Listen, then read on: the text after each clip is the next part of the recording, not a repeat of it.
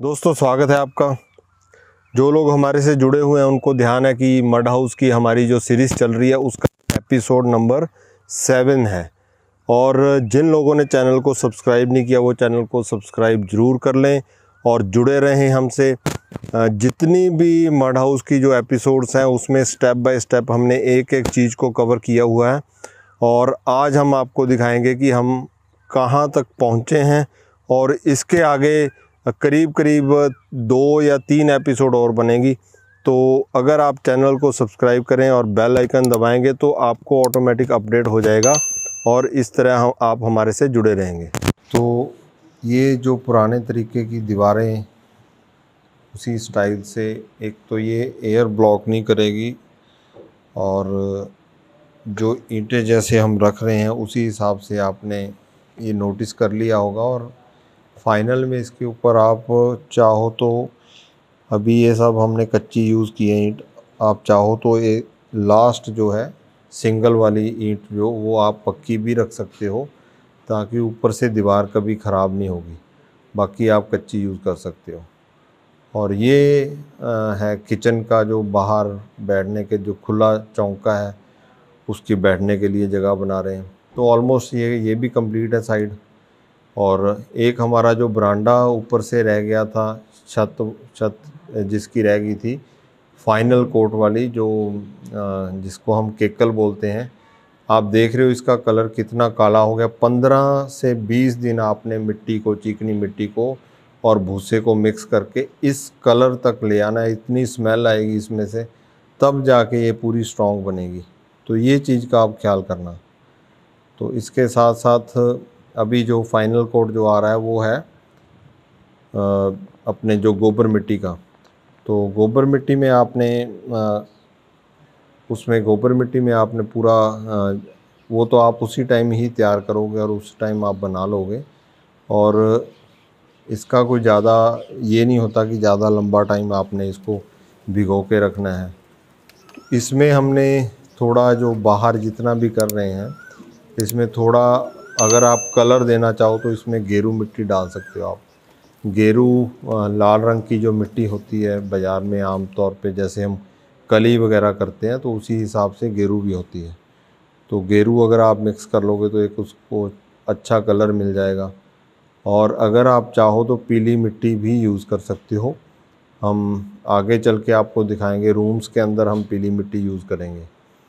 तो ये final coat जो गोबर मिट्टी का और गेरू का मिक्स है, जो फाइनल कोट उसका आ रहा है। जितने भी भाई हैं, मैं आपको फिर एक बार दोबारा याद दिला दूं कि आप अगर स्टेप बाय स्टेप जितनी भी हमारी एपिसोड्स बनी हैं कच्चे घर की, अगर आप कोई भी भाई किसी भी एरिया, खासकर जो हमारा एरिया जो राजस्थान, हरियाणा, पंजाब है, आप ये सारी चीज़ें आपको उपलब्ध हैं और ये आप इसको पूरा फॉलो करके सारी चीज़ें बना सकते हैं।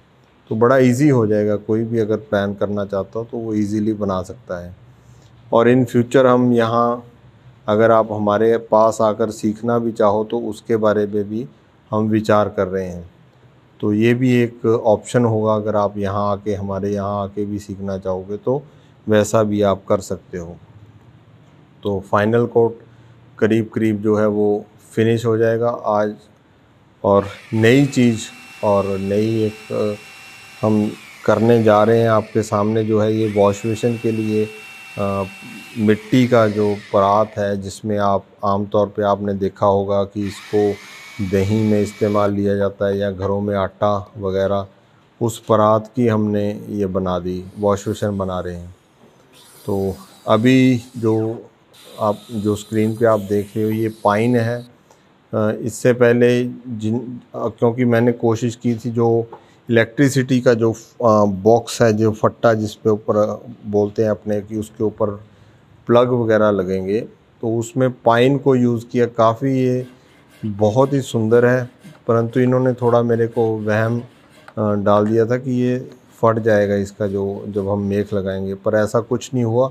वही पुराने जो बटन आपने बहुत साल पहले देखे होंगे, बहुत ही मजबूत और इतने लंबा चलने वाले वो प्लग, हमने वो ढूंढ के वो प्लग लेके आए और वही जो बटन है वहाँ ये पाइन का जो बोर्ड है उसके ऊपर लगेंगे, और सुंदर भी और मजबूत भी और पुरातन भी। तो सारी चीज़ें जो है मैं आपको इसलिए ये सब दिखाता हूँ कि आप अगर कुछ भी करना चाहो तो आपको इजी हो जाएगा। अब आप देख रहे हो ये चारपाई का पावा है, आपको साइज़ भी नज़र आ रहा है। ये लकड़ी जो है वो बहुत स्पेशल लकड़ी है, ये ख़ास तौर आपको राजस्थान में ही मिलती है ज़्यादा तौर पे। वैसे आप मंगवा सकते हो, रोहिड़ा बोलते हैं इसको, रोहिड़ा। तो रोहिड़े के जो पावे जो हैं वो अलग अलग डिज़ाइन के हमने तैयार करवाए। हल्के बहुत होते हैं, मजबूती सबसे ज़्यादा इनमें जो पाई जाती है। तो रोहिड़े के स्पेशल पावे जो हैं, स्पेशल लक्कड़ लाए पहले, और फिर ये डिज़ाइन जो है वो अलग अलग जितनी भी चारपाई थी। और ये जो आप देख रहे हो ये चारपाई की बाई है जो कैल की है। तो कैल एक लकड़ी है जिसकी ये फेमस थी पहले से ही चारपाइयों के लिए, कि कैल के सेरू और बाई। सेरू आप समझते हो, सिर और पाँव की तरफ जो होता है उसको बोलते हैं, और बाई जो साइड वाली। तो ये मिस्त्री हमारे रायसी नगर के रूबी सिंह, बहुत दिल से काम किया, बहुत ही सुंदर पावे इन्होंने तैयार किए, बहुत अच्छी चारपाई तैयार हो गई। तो उसके बाद हमने संपर्क किया जो इसको बुनते हैं। पहली बात तो आज के टाइम में ये जिसको हम बाण बोलते हैं ये नहीं मिला, तो हमने इसको भी ढूंढा, मंगवाया स्पेशल। और बाण का जो है वो थोड़ा क्या है, चुभता है, तो आजकल लोग ज़्यादा नहीं यूज़ करते। तो वो पहले तो उसको ढूंढ के लेके आए। फिर ये जो हमारी जो बहन जी हैं मंजीत कौर, बहुत इनका एक्सपीरियंस है और बहुत ही फास्ट जो है वो ये चारपाई की बुनाई करते हैं, और बहुत ही सुंदर इन्होंने चारपाई तैयार करके हमें दी हैं। तो मैं इनका भी बहुत दिल से धन्यवाद करता हूँ। जो भाई साहब हैं मंजीत कौर जी के जो हस्बैंड हैं बलतेज सिंह, वो भी इनका बराबर पूरा इसमें हेल्प करवाते हैं चारपाई बनाने में। बहुत ही सुंदर चारपाई इन्होंने तैयार की सॉरी।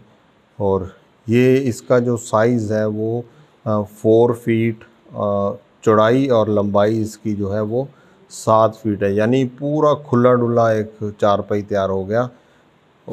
आराम से 2 बंदे भी इस पे सो सकते हैं। और हाइट जो है चारपाई की हमेशा ध्यान रखना चाहिए कि पाँव, बैठे के पाँव नीचे लगने चाहिए, ये ध्यान रखने वाली जो बात है।